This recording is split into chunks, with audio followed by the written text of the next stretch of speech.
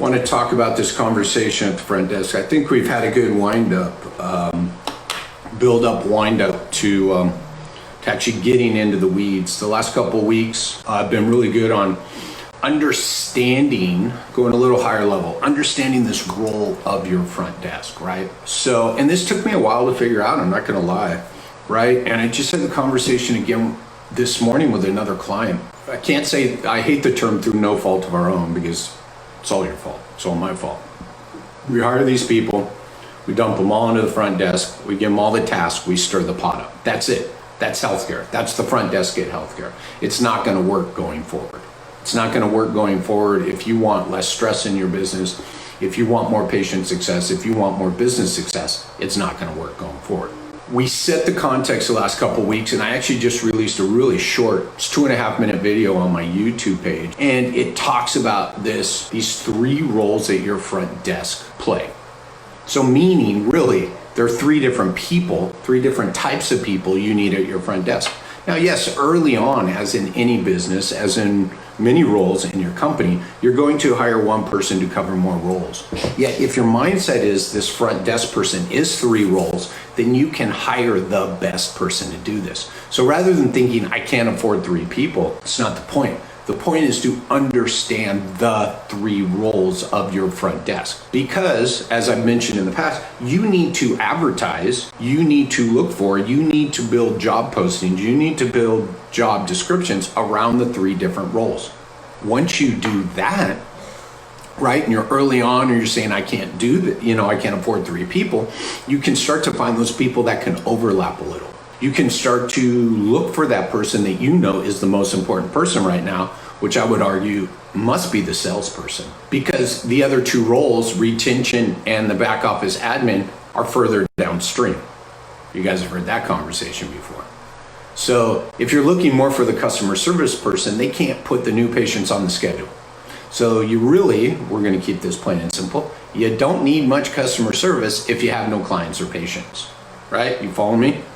So understand the 3 roles.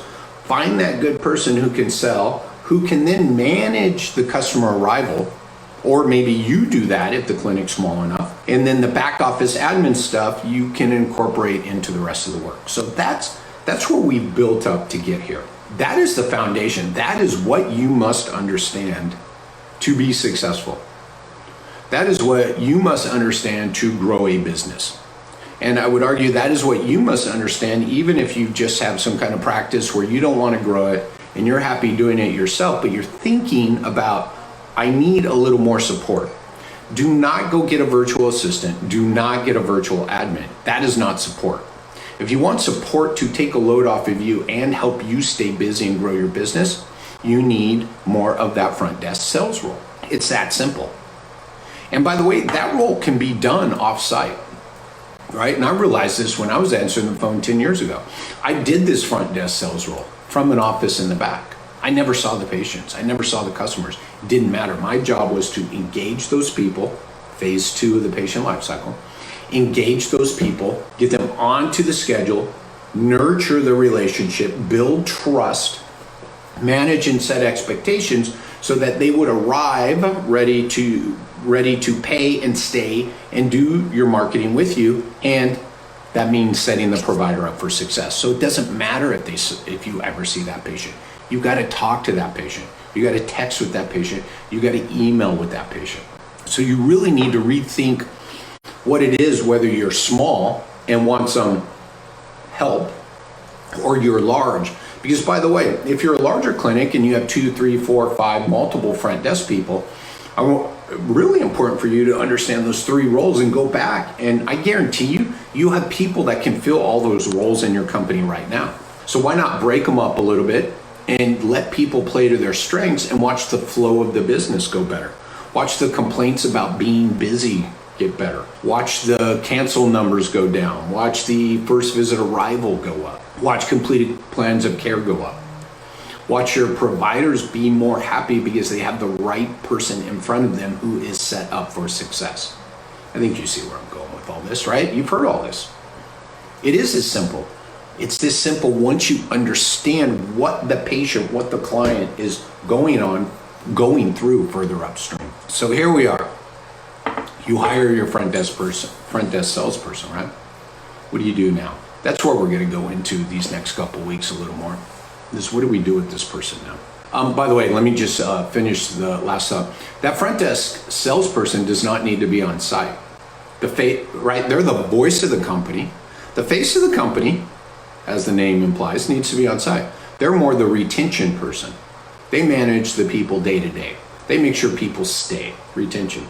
And then we have the back office team, which may or may not be on site. So you need to rethink what a front desk really is, what the role is, and quit loading up the front desk as a big mixing pot, right? And quit throwing people into it. Because what you'll find is, here's the other thing, what you'll find is you can be far more efficient.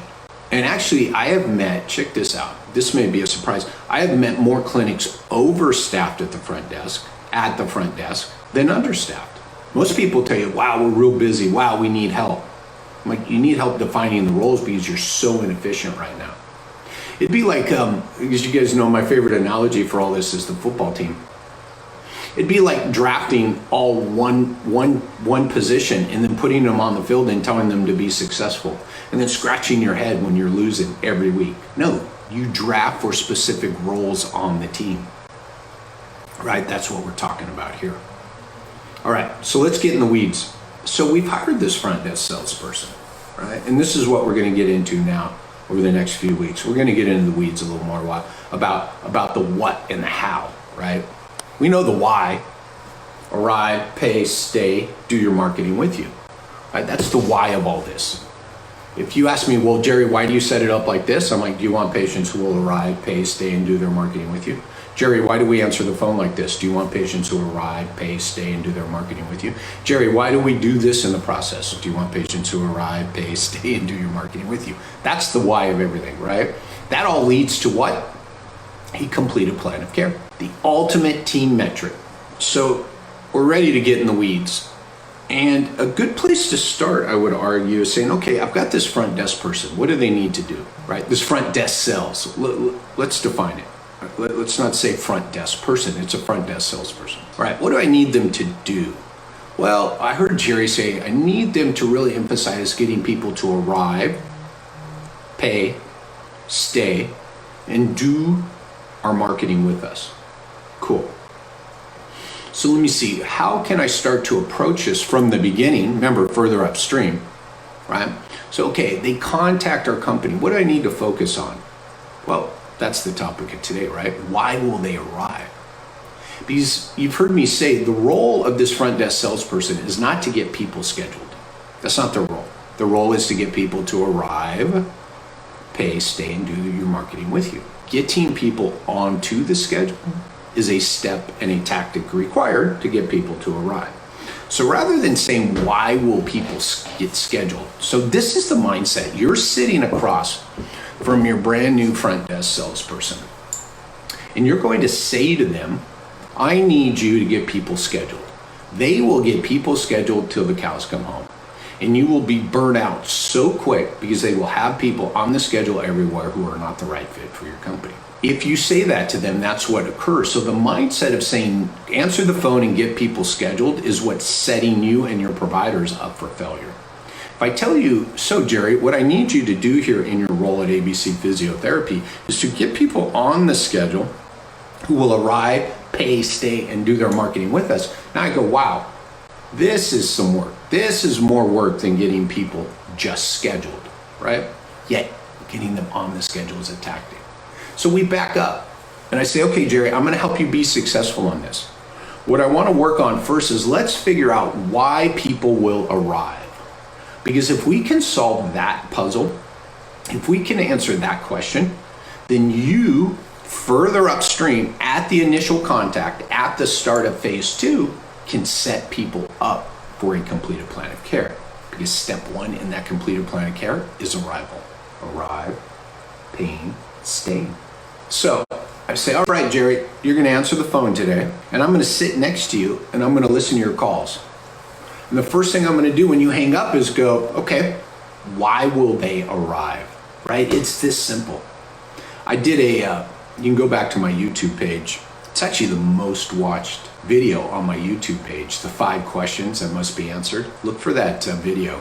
If you sort by most popular, it pops up first. I don't know how or why, who got a hold of it, but it is the most watched.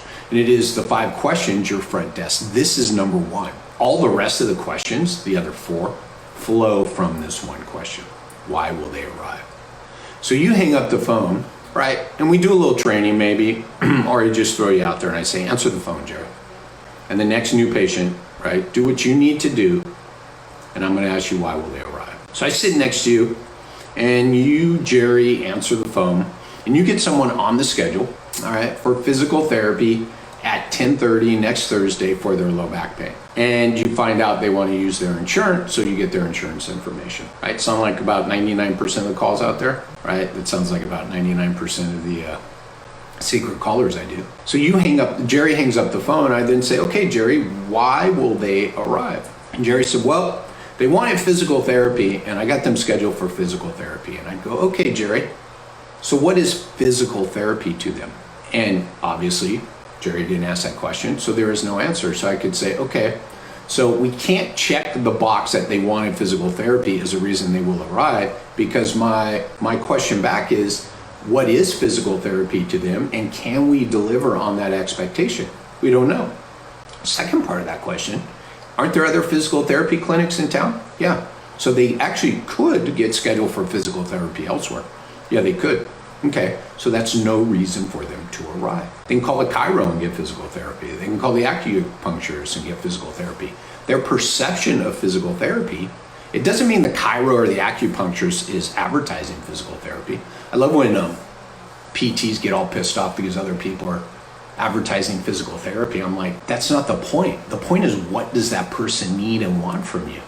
Worry more about why the fuck you're not asking them what they want, rather than, I could care less if everybody's advertising physical therapy in town, because that's not what people are buying. That's not what people are engaging in. That's not what people are committing to. So I got them scheduled for physical therapy. Nope, can't check that box. So Jerry, why will they arrive? Well, they wanted Thursday at 10:30. So I gave them that.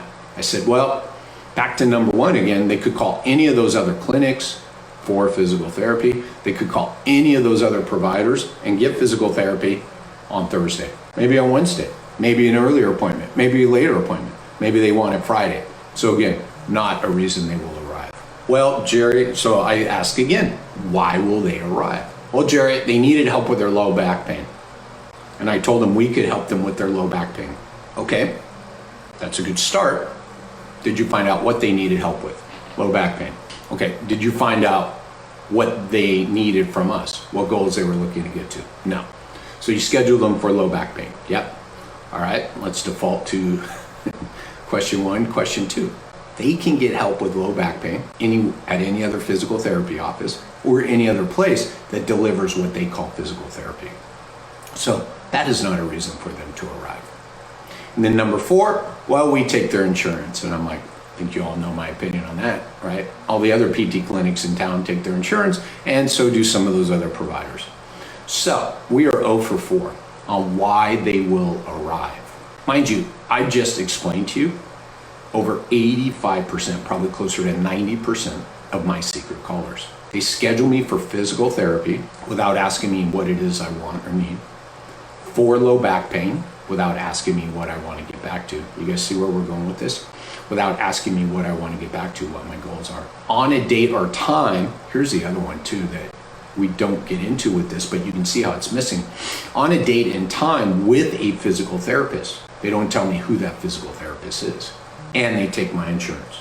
So I'm like, simple enough, right? So you guys see where I'm going with this. So you're 0 for 4, Jerry, on why they will arrive. So we have no certainty, my favorite word, these in 2020, we have no certainty that this person will arrive Thursday at 10:20 for their physical therapy visit. They could be calling another clinic. They could be doing a lot of things. They could be sitting around and going, well, I don't know if this is worth my time, low back pain. You know what? I think it'll get better on its own. This happens a lot. Why'd they cancel? Well, they said they're feeling better, but they're not back to their goals. Did you go over their goals with them? No, you know? So Why will they arrive? You must be able to answer that question, and it must be specific to the person on the phone. Now, I've also done another video called The 3 Things Every Patient Wants. It's the 3 things you must deliver on the first phone call. If you deliver those 3 things, that's, hang with me here, why people will arrive. That's on my YouTube page too, yet I will tell you what those 3 things are now. I love when this all comes together, I really do. I'm not trying to keep things separate. I like to pull it all together in one place so we can have this conversation. The 3 reasons why people will arrive, and you can go back and watch that video for the deeper dive into this, okay? But I will tell you, they want an expert. So when you schedule someone, and let me tell you how you would do this in the first phone call, and you will have why they will arrive. I'll give it all to you today. They want an expert. So when it comes time to schedule, I tell you that Bill, because I'm Jerry. Bill, I have the perfect person here at ABC Physiotherapy for you, Dr. Jane Doe. She has helped a lot of people with low back pain. Boom, expert. The second thing they want is someone who will tell them what's wrong, a diagnosis. So just put that in your head, right? Now I continue that conversation. Let me tell you how I do that. Dr. Jane Doe has helped a lot of people with low back pain, Bill, just like you. Woo. Now why will he arrive? And on your evaluation day, let me tell you how that evaluation will go. And when you describe the evaluation, you describe to Bill how he will find out what's going on and what's causing his low back pain. The third thing they want is they want a journey, a roadmap to their desired outcomes. What do we call that? We call that a plan of care in physio. So in the explanation of what will happen during the evaluation, I also tell Bill that at the end of it, Dr. Jane Doe, his expert, will give him what we call a plan of care. And just to simplify that, Bill, what that means is you will get a roadmap back to your goals, your desired outcome of getting back to CrossFit and getting rid of that morning pain. So then I get him on the schedule, the call's over, I get his insurance. Now I ask Jerry, why will he arrive? Well, Bill is looking for help, was looking for someone to help him with his low back pain. Okay, we know he won't arrive for that. But his low back pain was caused by a CrossFit injury, and he wants to get back to CrossFit, and he wants to get rid of his morning pain. I told him that we have an expert for him, Dr. Jane Doe, who can do those. So now why will Bill arrive? Because he's found the expert who will tell him who will tell him what's going on and will give him a roadmap to his desired outcomes. Plain and simple, that's why Bill will arrive. So now he's not scheduled for physical therapy. He's scheduled with Dr. Jane Doe, his expert for his low back pain, right? On Thursday at 10:30. And it's not physical therapy for low back pain. It's to meet his expert, Dr. Jane Doe, to get back to CrossFit and get rid of his morning pain. So when I go to Jerry and go, why will he arrive? And we start checking those boxes, that's why Bill will arrive. That's why your patients will arrive. So by the way, whether this is an outbound call or an inbound call, if you're calling back a Facebook ad, you're not going to be able to have as in-depth a conversation because the lead's not as warm and it's not someone calling to say, can I schedule? It's you calling them, but you can get this information. You need to build this platform, right? Go back and watch my video on the speed of relationships. You must start to build this conversation. What do they want? What do they need? What is the desired outcome? Do they know they've called the expert? Do they know that we can tell them what's going on? Do they know that we can give them a roadmap back to their goals? By the way, all those 3 things they want is in the research. It's in the literature. I pulled it all together. I actually have a 2-page report I wrote up of how to make that flow go from first phone call all the way through a course of care, of how to keep beating that dead horse that they found their expert who told them what's wrong and how to get back and keep them focused for the retention part. It all starts on the first phone call. Why will they arrive? Everybody can do this. It's 10:24. Your front desk can start doing this, East Coast time. Your front desk can start doing this at 10:30 today. This will put more people on the schedule who will arrive, pay, and stay in 24 minutes. It's probably one of the best, and by the way, it was just a matter of talking this out. Go back through this and get that structure down. So you're taking this new patient through the call, just make sure they know. By the way, it's as simple as this. At 10:30, make sure when you're Front desk are scheduling someone. They say who they're scheduling them with, and the reason they're scheduling them with that person is because they are the expert who can help them get back to their goals and state their goals. Just do that today and show me how your numbers change over the next 30 days. So this isn't about reworking the whole conversation. It's just about sitting down. By the way, everybody do this with your front desk this afternoon. Sit down. When they hang up, why will they arrive? And then challenge them. Well, they can call any physical therapy place. They could get an appointment anywhere at 10:30. I really like the question, what is physical therapy to them? I don't know. So how do we know they can't get that somewhere else? Why will they arrive here? Here. We got to get that into the heads of the front desk team members. And again, if you have a salesperson in that mentality, they're going to ask you this stuff. And they're going to challenge you as the owner, as the practice manager, to give them that information because they know their job, their paycheck depends on that. And they know they were hired to help people in the community find the place that is the best fit for them. And I guarantee you the front desk salespeople that I train are more prepared to tell people no and help them find somewhere else because they're not the right fit for your clinic. They'll drop off, they'll no-show, they'll cancel. So what's the use of putting them on the schedule, right? Not hire better people. I almost said hire better people. No, you have the better people. Empower those people to do a better job, to set the providers up for success, to get patients in the door that will arrive, pay, stay, and do your marketing with you, and not put people on the schedule who will drop off. That's on the front desk. All right, this was awesome. All right, you got 4 minutes. Go train your front desk, get them to start answering these questions, and you'll have better people on the schedule today. All right, I got to get back to my Beastie Boys. Cheers, all.